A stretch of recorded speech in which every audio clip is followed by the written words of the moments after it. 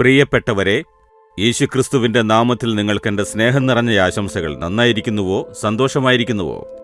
സന്തോഷത്തോടെ ഇരിക്കൂ. ദൈവമെല്ലാം നോക്കിക്കൊള്ളും. ദൈവം കൂടെയുണ്ടല്ലോ. പിന്നെ നിങ്ങൾ എന്തിനു ഭയപ്പെടണം? സന്തോഷത്തോടെ ഇരിക്കണം, ശരിയല്ലേ? ഈ സ്ഥലം കാണാൻ എങ്ങനെയുണ്ട്? നല്ല ഭംഗിയില്ലേ? ഈ സ്ഥലം മിയാൻമർ എന്ന രാജ്യത്ത് യാങ്കൂൺ എന്ന നദി ഒഴുകുന്നില്ലേ? ആ നദിയിൽ ഒരു ചെറിയ കപ്പൽ നിൽക്കുന്നു. അതിൽ നിന്നാണ് ഞാൻ നിങ്ങളോട് സംസാരിക്കുന്നത്. പുറകിൽ കണ്ടോ, കണ്ടെയ്നർ എല്ലാം നിൽക്കുന്നുണ്ട്. വലിയ പട്ടണമാണ് എന്ന് കാണുന്നില്ലേ? ഇതാണ് യാങ്കൂൺ സിറ്റി. ഒരു കാലത്ത് ഇത് റങ്കൂൺ എന്നറിയപ്പെട്ടിരുന്നു. ഇപ്പോൾ യാങ്കൂൺ എന്നറിയപ്പെടുന്നു. ഇത് വലിയൊരു സിറ്റിയാണ്. ഈ രാജ്യത്തിലെ ഏറ്റവും വലിയ സിറ്റിയാണ് ഇതെന്ന് പറയുന്നു.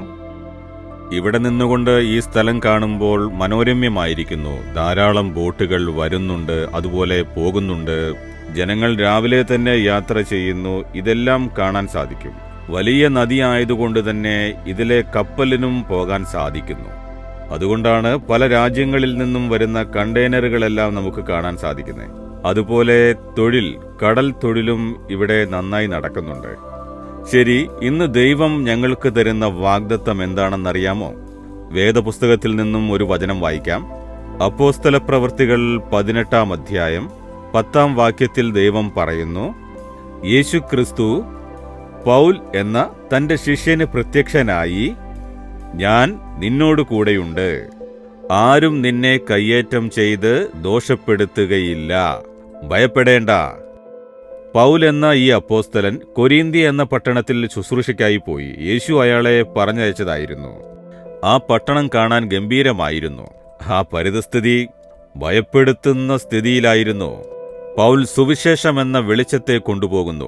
അയാളെ എതിർക്കുന്ന ആൾക്കാരും അയാൾക്ക് വിരോധമായി പ്രവർത്തിക്കുന്ന ജനങ്ങൾ, മതതീവ്രവാദികളായി വെറിപിടിച്ചവർ, അവരെക്കൊണ്ട് തനിക്ക് തിന്മയുണ്ടാകുമോ എന്ന് പൗൽ ഭയപ്പെട്ടു. പരിതസ്ഥിതി അങ്ങനെയുള്ളതായിരുന്നു. ആ പരിതസ്ഥിതിയിൽ യേശു അയാൾക്ക് പ്രത്യക്ഷനായി, ഭയപ്പെടേണ്ട മകനെ, ധൈര്യത്തോടെ സംസാരിക്ക്, നിനക്കെതിരായി ആരും നിന്നോട് പ്രവർത്തിക്കുകയില്ല എന്ന് പറഞ്ഞാൽ എന്താണ് അർത്ഥം? നിനക്ക് കവചമായി ഞാനുണ്ട്, എന്നെ കടന്നല്ലേ നിന്റെ അടുത്തേക്ക് വരാനാകൂ, ഭയപ്പെടേണ്ട എന്ന് പറയുന്നു. ശുശ്രൂഷ ചെയ്യുന്ന സ്ഥലത്ത് പ്രശ്നമുണ്ടോ? നിങ്ങൾ ജോലി ചെയ്യുന്ന സ്ഥലത്ത് പ്രശ്നമുണ്ടോ? നിങ്ങൾ ബിസിനസ് ചെയ്യുന്ന സ്ഥലത്ത് പ്രശ്നമുണ്ടോ? ദുഷ്ടമനുഷ്യരും അസൂയക്കാരും നിങ്ങളെ എതിർക്കാനായി വരുന്നുണ്ടോ?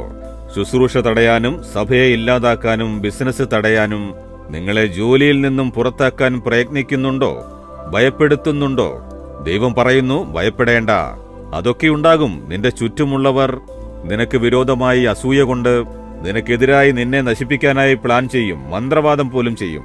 നിങ്ങൾക്ക് ദോഷം ചെയ്യാനായി ഇല്ലാത്തതും പൊല്ലാത്തതും ഒക്കെ പറയും. മേലധികാരികളെ പ്രേരിപ്പിക്കും, റൌഡികളെ ഏർപ്പാടാക്കും, നിങ്ങളെ ശല്യപ്പെടുത്താൻ ആലോചിക്കും, നിന്നെ ഭീഷണിപ്പെടുത്തണമെന്ന് വിചാരിക്കും, നിന്നെ തടയണം എന്ന് വിചാരിക്കും.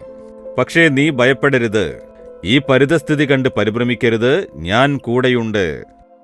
U are not alone, I am with you. നീ തനിച്ചല്ല, ഞാൻ നിന്റെ കൂടെയുണ്ട്. എപ്പോഴും കൂടെയിരിക്കില്ലേ? ഏതാപത്തും എന്നെ കടന്നിട്ടേ നിന്റെ അടുത്തേക്ക് എത്തൂ. ഞാൻ നിനക്ക് തുണയായിരിക്കുന്നു. ആർക്കും കയ്യേറ്റം ചെയ്യാനാവില്ല. നിന്നെ തൊടാൻ ആർക്കും സാധിക്കുകയില്ല.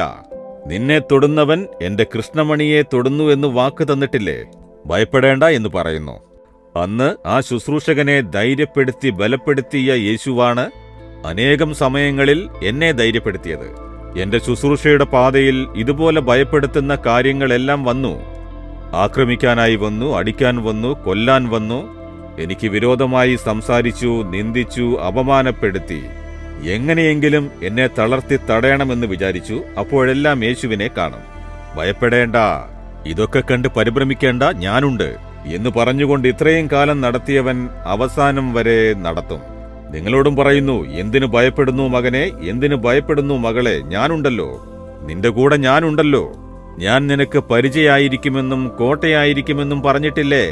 നിനക്കൊരാപത്തും ഉണ്ടാവില്ല. എല്ലാം എന്നെ കടന്നു വേണം വരാൻ. ഞാൻ അനുവദിക്കാതെ ആർക്കും നിന്നെ തൊടാനാവില്ല. ഭയപ്പെടേണ്ട എന്ന് പറയുന്നു. പിന്നെന്തിനു നിങ്ങൾ ഭയപ്പെടുന്നു? നിങ്ങളുടെ ബിസിനസ് സേഫായിരിക്കും, നിങ്ങളുടെ ജോലി ഭദ്രമായിരിക്കും, നിങ്ങളുടെ വീടും കുടുംബവും മക്കളും എല്ലാം സുരക്ഷിതരായിരിക്കും.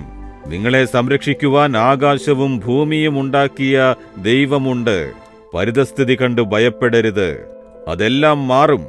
നിങ്ങൾ വിചാരിക്കുന്നത് പോലെ ആർക്കും നിങ്ങളെ ദ്രോഹിക്കാൻ സാധിക്കില്ല. ഇതെല്ലാം കടന്നു പോകും. ധൈര്യമായിരിക്കൂ. ഒരു പ്രാവശ്യം പറയൂ, യേശുവേ, ഞാൻ വിശ്വസിക്കുന്നു. ഇനി ഞാൻ ഭയപ്പെടുകയില്ല. അങ്ങന്റെ കൂടെയുണ്ട്. ഒരു ദോഷവും എന്നോടടുക്കില്ല. ആർക്കും എന്നെ കയ്യേറ്റം ചെയ്യാനാവില്ല. ആർക്കും എനിക്കും എന്റെ കുടുംബത്തിനും എന്റെ ബിസിനസ്സിനും എന്റെ ജോലിക്കും എന്റെ ശുശ്രൂഷയ്ക്കും ദോഷം ചെയ്യാനാവില്ല. ഞാനത് വിശ്വസിക്കുന്നു. എന്റെ ഭയത്തെ മാറ്റിക്കളഞ്ഞതിന് സ്തോത്രം. യേശുവിന്റെ നാമത്തിൽ ആമേൻ, ആമേൻ. Jesus readings Malayalam YouTube channel subscribe ചെയ്യുക.